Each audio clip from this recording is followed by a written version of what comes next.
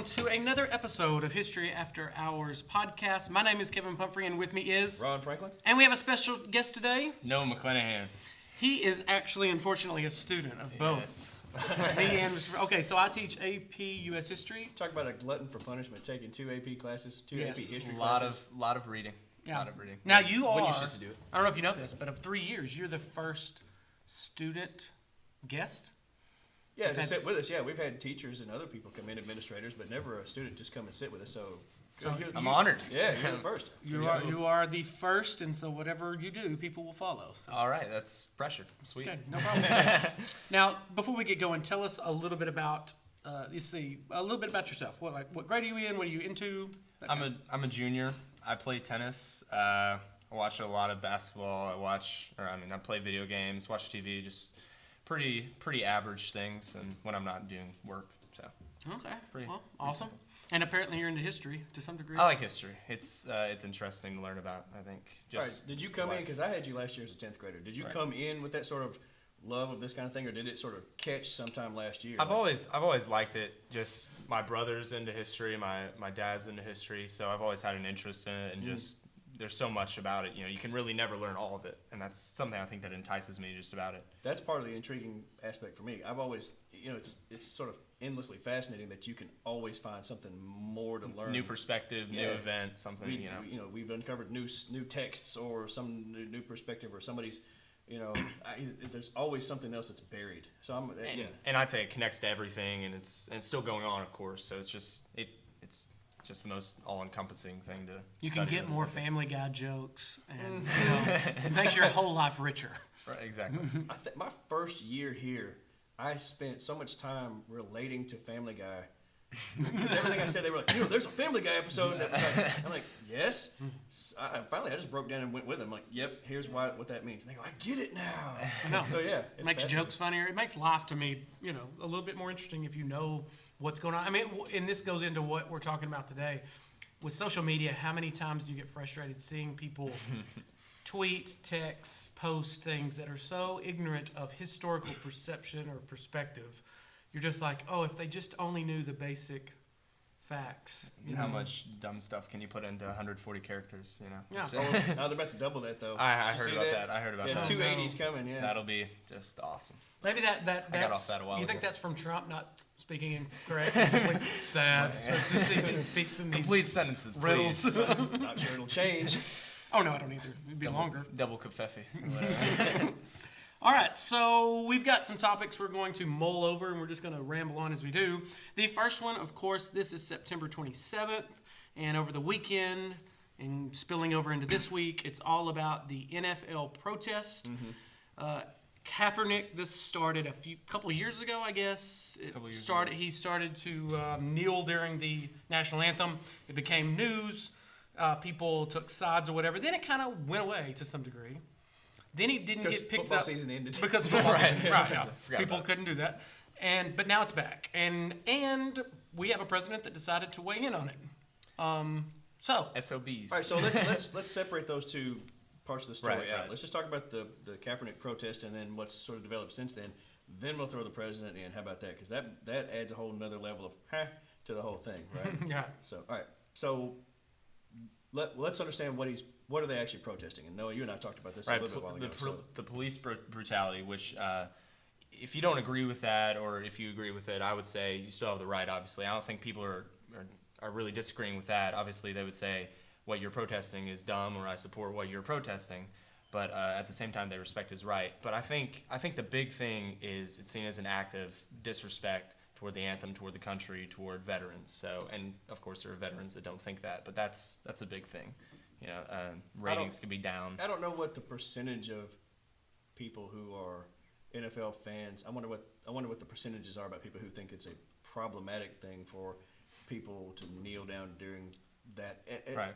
I think that it's odd that they associate his kneeling with protesting the flag itself or the anthem itself, when apparently what he's trying to do is to call attention to the fact that the promises of the anthem and the Pledge of Allegiance aren't necessarily being fully applied to everybody in society. So I think that's what he's trying to do, but I can see why people are mad. Right, of course. And I think if you take it in the context of the other things that have been happening, Black Lives Matter protests, Antifa, there's a lot of this anger, and it's very easy to take a strong side against someone when really, I mean, he has the right to protest, and I think it should be left at that. But Well, I heard somebody post, they're against it. He should do this somewhere else. And then I heard somebody say, well, where would you like for him to do this? I mean, where would he get this attention anywhere else in his life? Exactly. I mean, this is his platform to do this.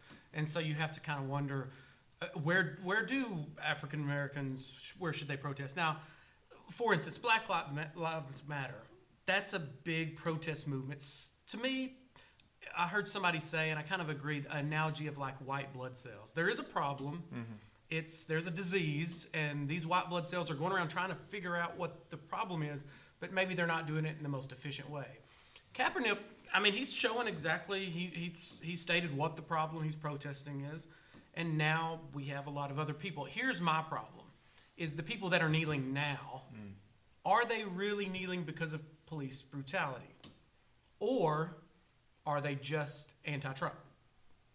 Now, that's where we get in. I think the Trump for any issue is basically like throwing kerosene in the fire on both sides. You know, everybody's going to get more angry about it. But as we say, the protests from other players started after Kaepernick didn't get a job, which obviously he has no right. I mean, NFL owners, it's private business. If you don't want to hire the man, you don't have to hire the man. So that's what they're protesting. So it's kind of convoluting the message. Let me throw something to complicate this a little bit more. If you think about the fact that he doesn't get his job because he was kneeling, and that's pretty much the point. I mean, regardless of what, I mean, is he still a capable quarterback? If you took that away, would he still have a job? Right? If that moment wasn't there, would he still have a job? Yes. Probably, at least as a backup. So the issue isn't about his ability; it's about this exact thing that he's done. All right. So if the league itself has a massive problem, or the owners themselves have a problem with it, why isn't there this gigantic outcry for things that are actually illegal? It's not illegal to protest. It's actually a constitutional right to protest. So why do you have this? We don't have this outcry for the domestic abuse issues that go on in the NFL. You don't have the same kind of outcry for the people who are involved in illegal substance use or growth hormone or whatever it happens to be, or the fact that you've got people who are violating not just league policy but actually committing crimes. And yet there's no sort of massive movement to get these people out.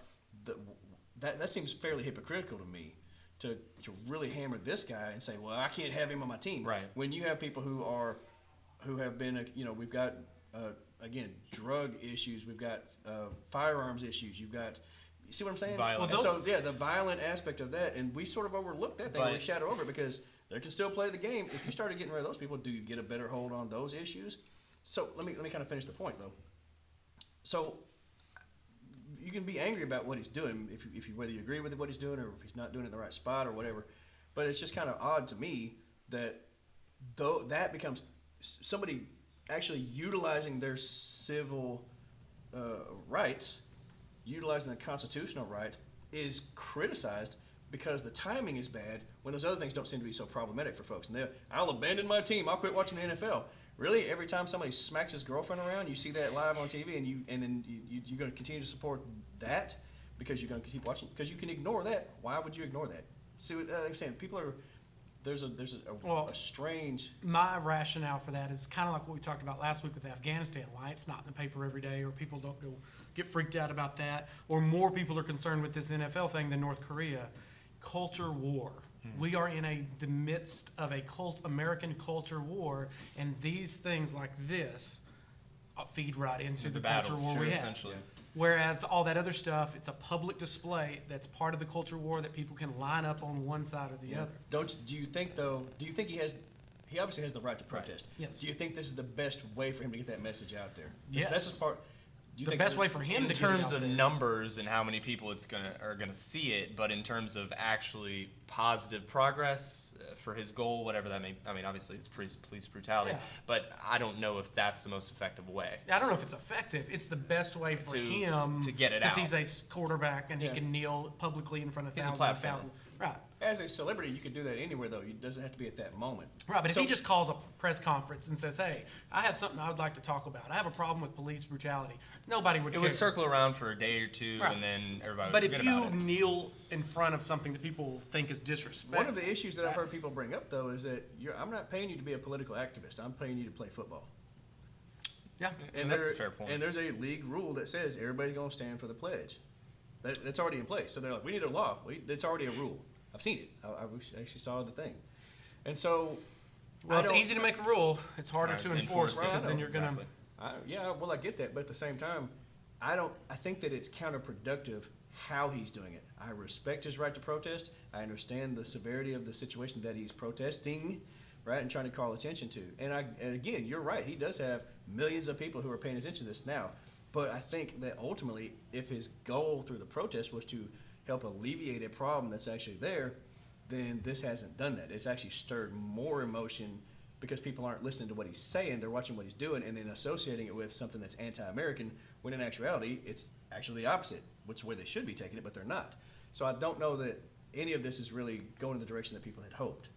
No, definitely not. And I just think from an NFL owner's perspective, like it or not, there are boycotts because of this, and those things are spreading, and the ratings are down for multiple reasons, of course. But you don't want him on your team right now, you know. And I mean, they can't. I wouldn't say the NFL owners are they're going to do what's better for the economic success of their team. You know, that's how they're minded. I'm going back to what I said a while ago, and this kind of ties in with your culture war thing. We'll get rid of a guy who is protesting because he's seemingly poisonous to the system, but we don't care about these other Yeah, things. because I don't think the fans care to boycott because of that, and maybe that's a bad thing. I think it's a bad thing, pretty but sad- it's the reality of the That's an situation. interesting comment on our society, though. Of course, but- It's the same reason journalists don't report on Afghanistan, and I mean, I really think the culture war gets eyeballs, it gets media, it gets clicks on social media.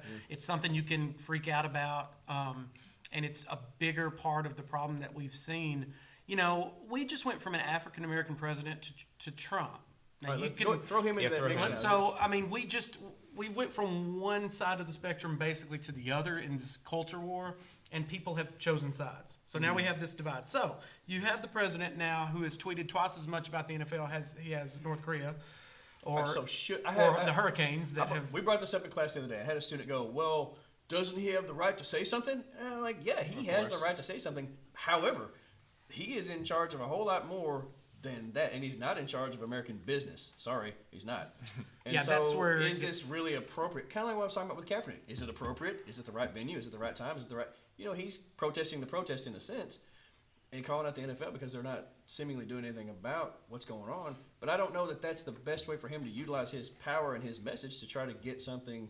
See what I'm saying? It's like, it's not going to help his agenda. yeah, you're just like you said, fuel on the fire. Right. When he could be and should be, in my opinion, talking about North Korea. Not that this other thing doesn't need to be probably discussed, but I don't know that he's the guy that needs to get involved in that because you're inflammatory yourself. Because, of course, That doesn't anything help. he says, and it's probably going to be inflammatory, like when he called the players SOBs. But then the media, of course, is going to take that and square it, and then it's going to go out. And Yeah, you've got you know, one side that's going to support him no matter what. You got one Right. side that's going to crucify him. No, for I it no think matter what. politically this was a good thing for Trump to do. Right. I don't like what he did. I think it's not appropriate. I think it's wrong. I think it's shouldn't- bread and circuses, brother. I mean, it's just a way to distract you from the real issues that are going on. Dude, Aside from this, he's not helping this. This is not an issue he's trying to solve. He just wants to stir stuff up because Yeah, of now course. we're not talking about North Korea as much. We're not talking about the Russian investigation. We're not talking about talking healthcare, which healthcare. failed again. We're not talking about tax reform, even though that's something that's looming quickly. As a Needs matter of to fact. happen They brought soon, out a right. thing today about here's our preliminary plan for tax changes, and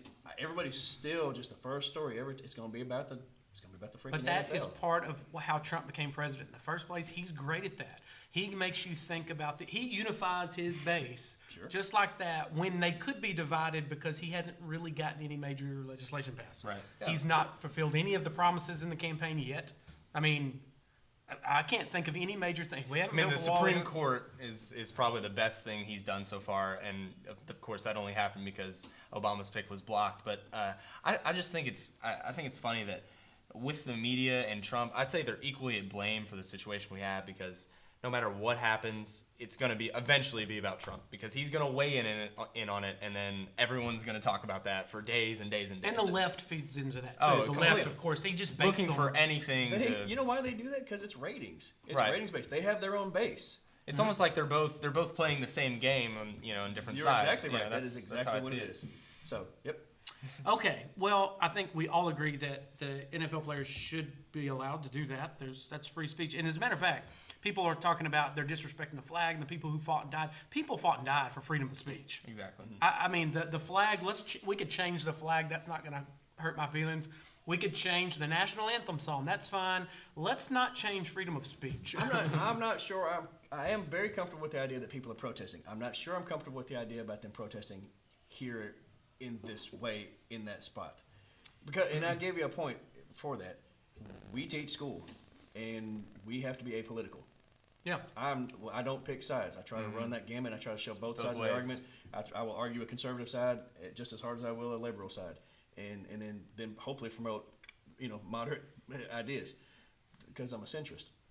But if I were to take a public stand here in school and start trashing out one side or the other politically or whatever it is, if I have an agenda like that and I'm trying to if I'm protesting, Lakeside High School is not paying me to be that guy. See what I'm saying? Right. Do I have the right to do that? Sure. course. Do I have the right to protest? Do I have the right to be a civil agitator if I want to be to bring attention to whatever cause? Yeah, but I don't know that that's the right way to do that.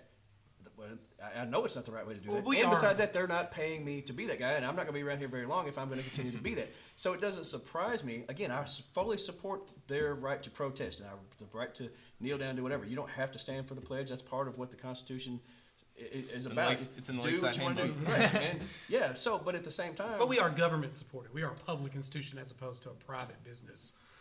That's one reason we but can't. It's still a Comes down to the business. job. It's still a business. It's not in my job description to be that guy. And so the only problem I have, honestly, I protest. That's fantastic, but I don't know that this is the exact right way to get that done. Oh well, yeah, and we could start listing all the protests that have occurred or the movements that have occurred in the last Exactly. 4 or 5 years that have done protesting, but not a good way, not an efficient way. I mean, I remember when Black Lives Matter went into a college and just went into a place where like a library they were studying and just started yelling people. That's not I mean, I'm not support exactly what they're going for. Not effective. But it's not effective. Or we had that Occupy where people just camped out for Yeah, that weeks was- at a time. right, yeah. That occupied Democrats, I guess, on a public park or whatever. We had to occupy Wall Street. Not Occupy too Wall many Street. years No, ago. yeah, and what they wait. they did it here in Little Rock, and they put up tents, and no one knew why they were there. And they just thought, these homeless people, what's going on here? And they stayed out there for weeks, and eventually they just packed up their tents and left. But But you have to wonder how many of those people are there because of the actual reason, and how many of them are just misinformed and want an excuse to go out and chaos, Right. cause Right. chaos. Cause chaos, So right. well, let's go move right into we've got politically correct culture that we have dealt with, specifically. When do you think when do you think that started? 70s. Well, yeah, but you can go back to. Oh man, I There's haven't always thought been a it way of historically. doing- It there's always been a definitely way of has doing increased in the last since about Obama was elected. Mm-hmm. I think that has increased the politically correctness, and I'm not saying all of that's a bad thing. Now, safe spaces and getting triggered for every little thing and microaggressions, none of that to me are. I'm not even sure what those words mean. Microaggressions. I think it means you take words as something that physically assaults you. You take words they're offending you, and they're little things. We It's live so- in a culture not- where it's It's not so real easy aggression. to get offended. Again, as someone who works hard to be a centrist, those ideas don't ring with me. They don't resonate in my consciousness. So it's hard for me to get the idea that I want to be supportive of people's feelings. I want to be impressed with other people's cultures. I want to be associating with as much diversity as I can. But at the same time, coddling people for every little thing and not is- challenging them. Yeah, I mean, I just can't deal with that today because it's not within my my ability to deal with that. I mean, I don't know. Like the pampering has gotten to the point where we may be undermining our own stability as a society because of it. I think it undermines your intellectual integrity as a society, because when you create echo chambers, there's no room for growth and new ideas, because you're just going to have people shouting the same nonsense at one side as the other. So there's no way to go together and move forward. What people don't realize is the extreme left that's for all of this are becoming the alt-right at the same time. If you go to these super liberal colleges, they're looping around. They're connecting, and they're behaving just like the alt-right was 10, 15 years ago, where they're protesting. If somebody comes in to talk at their college, they shout them down, and that was such an asinine thing to have happen. So the left is becoming this. You can't offend me. This is, you can't say anything. If we can't disagree. Let's get to the basis of this. Really, I want to appreciate your opinion and your point of view and whatever. But at the same time, there's no law that says I can't offend you. Exactly. Like, I'm offended by the fact that you're offended. If you so if you say something unintelligent, there's no law that prohibits me from making you seem unintelligent. Well, you get labeled. You hurt my feelings. I meant to. Here's the big problem that I've seen in the last 4 or 5 years. If you disagree with somebody, then you get labeled. You're going to get labeled as a racist or misogynist, homophobe. sexist, everything. Immediately. If you criticize the religion of Islam for anything, you are now Islamophobe. Xenophobe. You just get put in this drawer, and you don't even get allowed to explain your view. All we have in a peaceful society is conversation. Right. You sit on one end and you say what you want to say and I say, and we might disagree on this and that, but we've gotten now to where you can't even speak.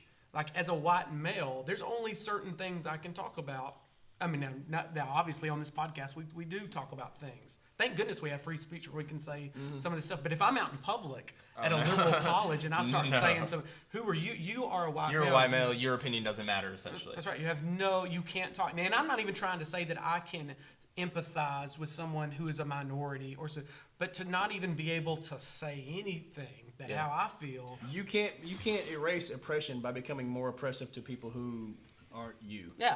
Right? And so if you are a group that feels pressure from a social system or from an economic system or from a political system and you don't feel like your voice is being heard, you don't create ethos by shouting down other people. Like, you don't gain credibility from just being louder than somebody else. That is not rhetoric. That is not truly rhetoric, right? In the purest sense of the form. Where a true rhetorical recourse is where we do converse. Go back to what you said. We are having a conversation, a productive conversation about differences of ideas, and maybe we can come to some general understanding. And it comes with disagreement. Sure, it's going to happen. Right. You're not. But to devalue somebody because they're not you is what you're actually arguing about. You don't want to have that happen, and yet you're turning that around and doing it. So these radicals, I'm telling you, the radical left is definitely looping around and becoming merged in with that radical ideology from the right, and the violence and all the stuff that we're seeing. And the massive protesting, I have free speech, but you can't have it. That is dangerous, my friends.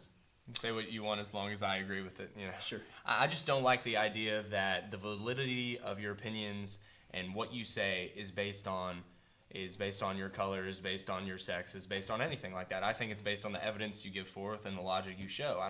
It's putting emotion into something that's supposed to be logical and rational. You can never truly understand somebody who's not you. This is true, but at the same time, like, we can logically have a conversation. Yeah, but my point is that if that's the tripping point, you'll never understand me, so therefore we can't talk. You're right. You're never going to understand me either. Not truly, because you don't see the world through my eyes. Nobody does. Right? That's an individual level. The 7 billion people on the planet are not going to agree totally on every single thing. It's just not. Everybody has their own unique bias. But to devalue someone because they're never going to be able to be you, like, that's not fair. I can't be you. I'm sorry. I was not born into your situation. I wasn't born into your body. I cannot experience life the way you have. But that doesn't devalue me. And if you do that, then you are equally wrong and just as hypocritical as somebody who is trying to do that to you.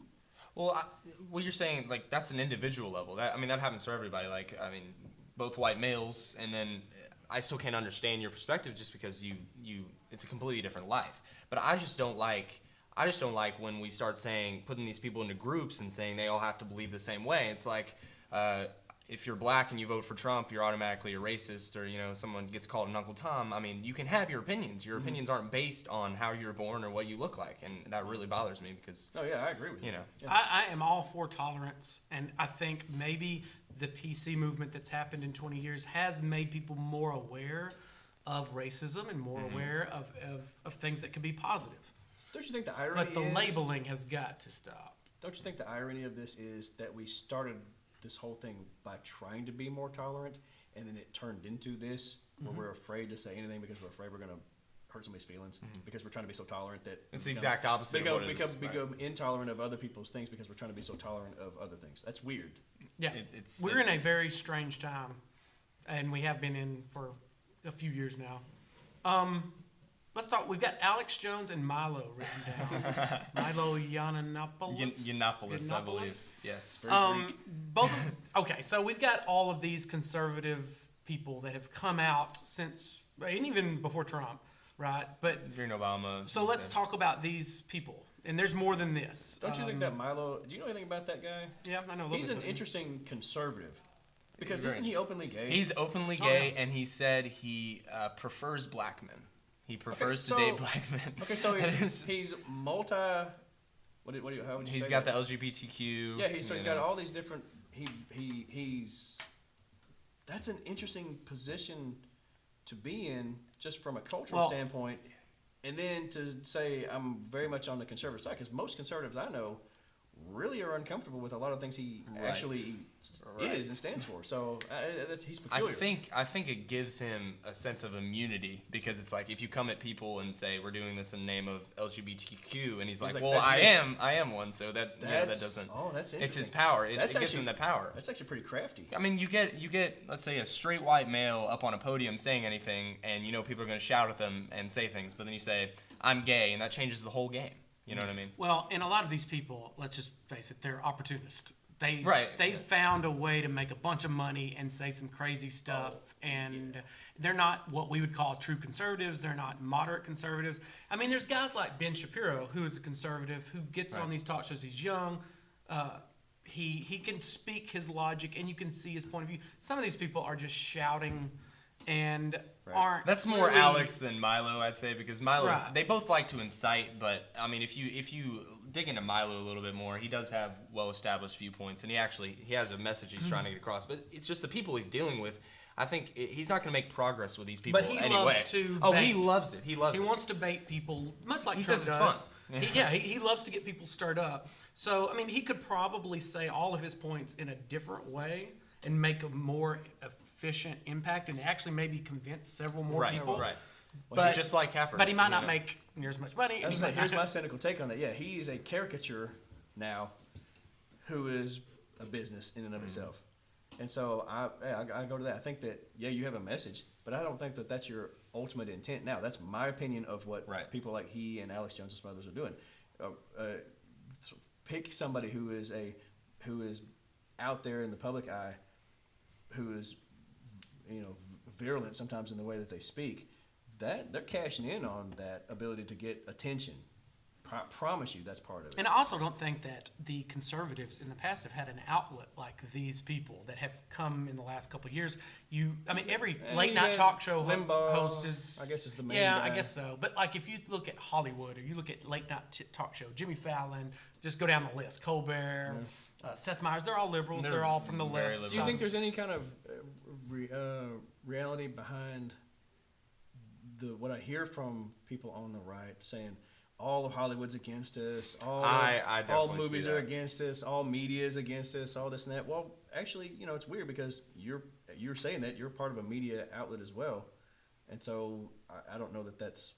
Yeah. How can you criticize something you're part of? If you look at the same way. Look at Hollywood stars, all of them, they espouse these liberal viewpoints, which of course that's their right. But at the same time, you can get the idea that the culture is against the conservative movement at the moment. Like out of Hollywood and out of the pop news, it's against what these people are trying to say. My hope is this culture war where people are making other people choose a side. I hope enough people refuse to choose a side. And are you liberal? No. Are you conservative? No. I take each case one at a time, and then I use logic and reasoning and historical knowledge to figure out what side I'm on. Yeah, but that's harder to do, and I don't know if people are going to take that kind of time. Can't be intellectually lazy and do that. Right. I'm not worried about that because I'm too busy worried whether or not Kylie Jenner is pregnant. That I'm absorbed with entertainment and sort of a bread circus, is what I said before. Well, we could get into that too. How much reality TV lets fed into this madness. Okay, I have no idea. How long has this thing been going? We are at 29 minutes. All right, we probably do need to wrap this up. So we've got several topics left on the menu. We might have to have Noah back on to finish this absolutely. But we thought since he's into the NBA, and I used to play a little basketball myself, I've seen a basketball. and Franklin's seen one. That qualifies you. You are an expert. We're going to talk about the NBA now. Of course, LeBron and the NBA are in the news because what's Steph Curry said he wasn't. Curry, yeah. Wasn't he wasn't going to go to the White House, and then Trump said disinvited. And then LeBron called Trump a bum. The bum, and He wasn't Curry going. wasn't going anyway. So He said, "You bum," and everybody was like, "Yes, hero." this is bizarre to me. Like, again, I don't know that I want my entertainers just being a part of a distraction for the political people who are supposed to be running the country. Like, why is this a thing? I guess because we have an entertainer in chief. Do you think that's fair? Yes. Yeah, I mean, Trump is not a president. He was not a trained politician. He is a performer. He is a public. And he's He good was at- born rich, and he's been in front of the camera his whole life. And He's good at it. He's still doing it. He's This is a his media. Very good at it. This is his caricature, like I said a while ago, and he sells it. Yeah, I mean, in my, listening to Trump, I've not heard him string together 3 or 4 coherent sentences that really are efficient if he's not reading off of a teleprompter. But that doesn't matter. We're not. Fire and Fury. That was pretty cool. Oh yeah, that was cool. Yeah. Oh, he got his point across. He's a different communication style than people in Than recent every memory. other president. Yeah, Right. so I went in. A lot of people went in thinking he was going to be like every other president. No. It doesn't. And by the way, I'm not saying that's a horrible thing. I mean, I'm not saying there might be a lot of good that comes out of it. I'm difference still intrigued time. by this. As nervous I am about certain things that's going on in the country and how I want him to have leadership to show we're doing this and this. I want to see some progress.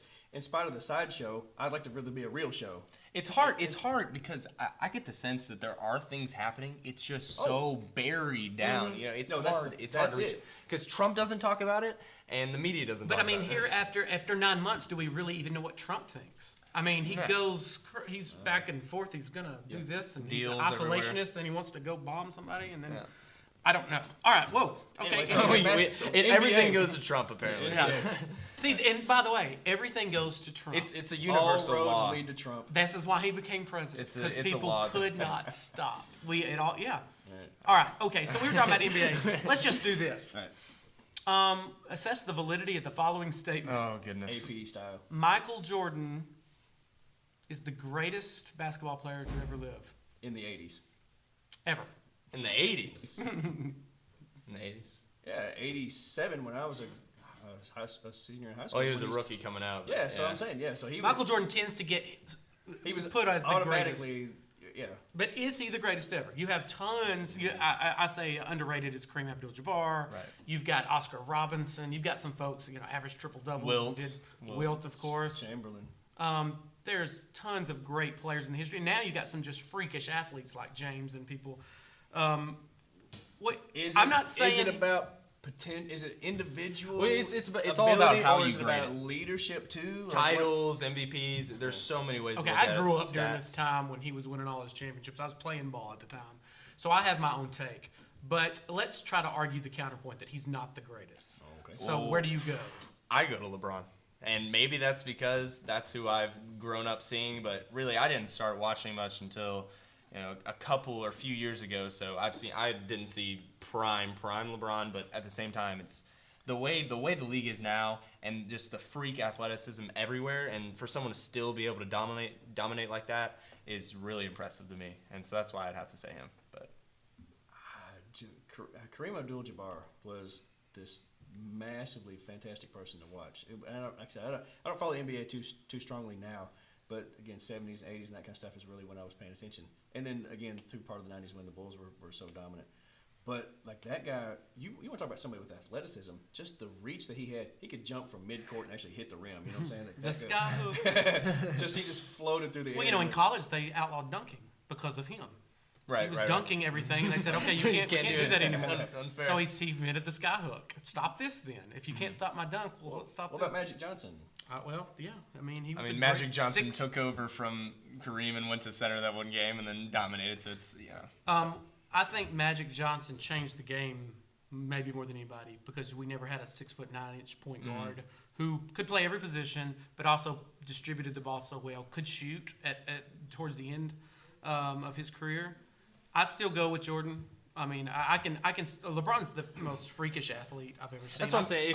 Yeah, that's. He would you beat could Jordan grade- 1-on-1, but that's not what we're talking about. Is it fair to grade LeBron. I mean, is it even fair to? Is it apples to oranges at this point? Just Well, because it's how hard to different do, it is yeah. at this Well, point. But we do it. That's what you yeah, have to Who do. you have surrounded to. Jordan and who surrounds LeBron? Well, you got Rodman and Pippen as Right. the primary, but LeBron in Is Miami. Is he basically carrying the team by himself? to those Okay, victories? well, in Miami, he had Wade and Bosh. That's a big three. In Cleveland, before he went to Miami, he had absolutely no one, and so that was, he couldn't get the title for him, of course. But he came back, got Kyrie and Kevin Love, which I would never put them on the same level as Dennis Rodman and Scottie Pippen. So I think what he's been able to do pretty much by taking the team, carrying them, I think that's why it makes him more impressive. But I've not been a fan of the NBA. When they started, the Celtics were the first ones to really do this. Is like three superstars call each other and say, "Hey, this Team was up. Gary Payton and those guys. We're going to get on the same team and let's go get us a championship." It's the same thing when LeBron went to Miami with Well, it's Wade been and all going the on, yeah.